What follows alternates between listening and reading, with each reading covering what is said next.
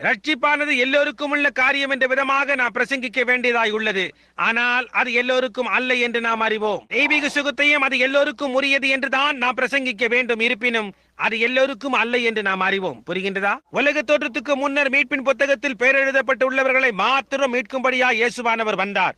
அவர்களை மட்டும் ரட்சிக்கவே அவர் வந்தார். அவர்கள் யார் என்று எனக்கு தெரியாது. புரிகின்றதா? ரட்சிப்பு எவருக்கும் உள்ளது என்று நீங்கள் கூறவில்லை என்றால் ஒருவனுக்கும் விசுவாசம் உண்டாகாது. அப்படித்தான் அது இருக்கிறது. ஆனால் தேவன் அடைக்காமல் ஒருவனாலும் வர முடியாது. அது உண்மையே. ஆகையினால் அங்கே ரட்சிக்கப்படுகின்ற ஜனங்கள் அதிகமான பேராய் இருக்க முடியாது. அதை குறித்து நாம் அறிந்திருக்கிறோம். அவர்கள் ரட்சிக்கப்பட மாட்டார்கள் என்று உலக தோற்றத்துக்கு முன்னரே தேவன் அறிந்திருந்தார். அநேகர் சுகமடையாதவர்களாய் இருப்பார்கள். பாருங்கள், அநேகர் தெய்வீக சுகம் பெற மாட்டார்கள்.